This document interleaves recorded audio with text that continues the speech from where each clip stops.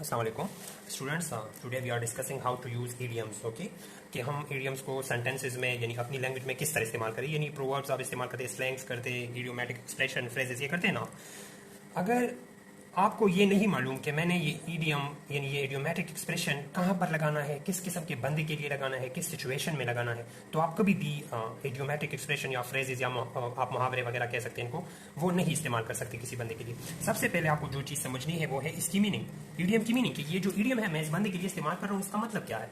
The second thing is origination, that from where it originated या from what place it originated, कहाँ से ये originate हुआ है, ठीक है, कहाँ से ये ईडियम जो है ना वो इस लैंग्वेज का हिस्सा बना हुआ है या हमारी जुबानों का हिस्सा बना हुआ है कि हम ये इस्तेमाल करते हैं, या आप एग्जाम्पल में किस तरह इसको कहाँ पर इंसर्ट करना है और कैसे इंसर्ट करना है, ठीक है, और इसका इस्तेमाल कैसे है। इस्तेमाल से मेरा मतलब है यानी किस बंदे के लिए, जब मतलब वो किस सिचुएशन में हो और आप उस वक्त जो है ना वो इडियम या you can say idiomatic expression आप यूज कर सकते हो। Let's take an example.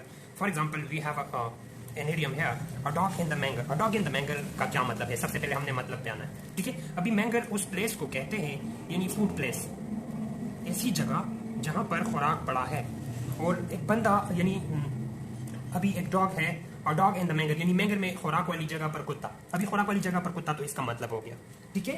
पर ये इसका जो है ना वो लिटरल मीनिंग नहीं है।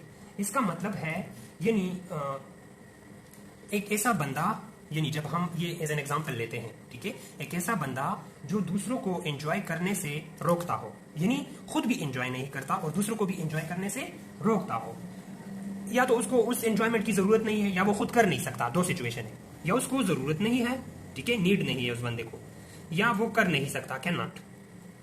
दो वजह हो सकते हैं, number one need, number two can not, वो नहीं कर सकता। तो इसलिए वो दूसरों को प्रिवेंट कर रहा है। प्रिवेंट यानी रोक रहा है, यानी दूसरों को ऑब्स्ट्रक्ट कर रहा है, दूसरों को ऑब्स्ट्रक्ट कर रहा है, रोक रहा है कि आपने भी एंजॉय नहीं करना। तो ऐसे बंदे के लिए हम एज एन एग्जांपल वो इडियम लेते हैं, ठीक है।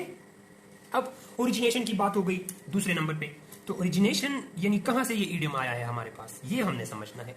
पुराने फैबल्स में यानी एंशिएंट फैबल्स जो है, किस्से कहानियां, उनमें ये मिसाल इस तरह दिया जाता था कि मतलब ये फूड प्लेस नहीं है, इसके सामने एक डॉग को बांधते थे, ठीक है, यानी कुत्ता है उस फूड प्लेस के सामने डॉग को बांध दिया, ठीक है। तो बाकी एनिमल्स जो है वो यहां पर नहीं आ सकते, यानी इस फूड की प्रोटेक्शन के लिए मालिक साहब जो है ना दूसरे एनिमल्स को प्रिवेंट करने के लिए, एंजॉय करने ताकि एंजॉय ना करे फूड को अपने औकात में या खुद से, तो वो एक डॉग बांधते थे वहां पर। डॉग भी बंधा हुआ है, वो खुद भी एंजॉय नहीं कर सकता और दूसरों को भी एंजॉय नहीं करने दे रहा। तो वहां से ये जो हमारा इडियम है ओरिजिनेट हुआ है, ठीक है। इस तरह सब इडियम के लिए है और मैंने सब आपके साथ डिस्कस करने और एक एक करते जाएंगे हम, एक एक दो दो, और मैं आपको समझाऊंगा इनकी ओरिजिनेशन और एग्जांपल और मीनिंग। जब ये तीन चार चीजें आपकी समझ में आ जाती है तो इडियम ऑटोमेटिकली आपके जहन में भी बैठ जाता है और आप उसको अपने लैंग्वेज में इस्तेमाल कर सकते हैं। You can make your language more attractive, okay, more attractive and more fascinating. अच्छा, तो ये तो ओरिजिनेशन हो गई इसकी, तो वहां से ओरिजिनेट हुआ है, ठीक है। अब यूज कैसे करना है हमने, यूज किस तरह के बंदे के लिए, यानी कब इस्तेमाल करना है। For example we are in a situation that we have a person in that scenario, in that scene, and he's preventing, or you can say obstructing, or you can say keep away other from the benefits of something। यानी मैं कह रहा हूं कि एक situation, एक scenario है, वहां पर एक बंदा है, वो सेल्फिशली